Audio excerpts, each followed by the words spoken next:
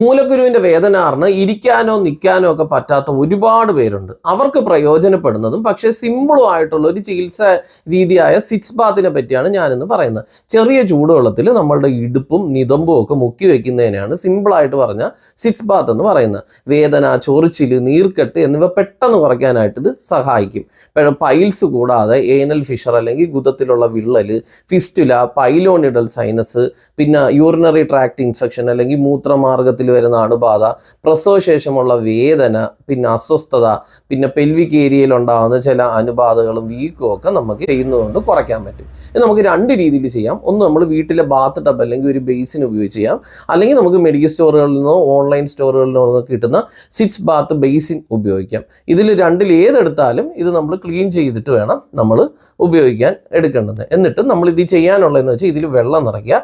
ഇളം ചൂടുവെള്ളം മതി. അതായത് നമ്മൾ കൈ മുക്കി വെക്കുമ്പോഴത്തേക്ക് നമുക്ക് പൊള്ളാത്ത രീതിയിലുള്ള ചൂടുള്ള വെള്ളം വേണം.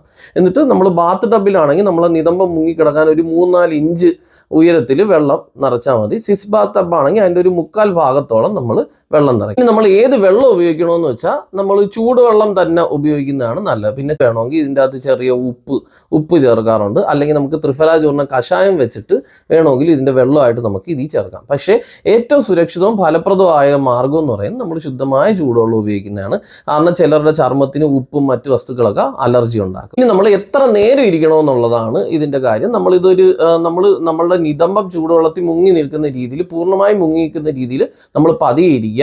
എന്നാലും നമുക്ക് പൂർണ്ണമായിട്ടുള്ള ഒരു ഫലം കിട്ടാൻ വേണ്ടി ഒരു 15 തൊട്ട് 20 മിനിറ്റ് വരെ ഇങ്ങനെ ഇരിക്കണം. ഈ സമയത്ത് നമുക്ക് കണ്ണുകൾ അടച്ച് വിശ്രമിക്കുകയോ അല്ലെങ്കിൽ ഒരു പുസ്തകം വായിക്കുകയോ അങ്ങനെ എന്തെങ്കിലുമൊക്കെ ചെയ്യും. ഇങ്ങനെ നമ്മൾ ദിവസം ഒരു 2-3 തവണ നമ്മൾ ഒരു ദിവസം ചെയ്യുക. പ്രത്യേകിച്ച് നമ്മൾ മലവിസർജനത്തിന് ശേഷമൊക്കെ ഇത് ചെയ്യുന്ന ഏറ്റവും നല്ല റിസൾട്ട് തരും. പിന്നെ അവസാനം ഇത് നമ്മൾ 15 തൊട്ട് 20 മിനിറ്റിന് ശേഷം നമ്മൾ സാവധാനം എഴുന്നേറ്റിട്ട് അതിനുശേഷം നല്ല വൃത്തിയുള്ളതും മൃദുവായിട്ടുള്ളൊരു ടവൽ വെച്ചിട്ട് പതുക്കെ നമ്മൾ ആ ഭാഗം ഒപ്പിയെടുക്കുക. നമ്മൾ ഒരുപാട് തുടയ്ക്കരുത്.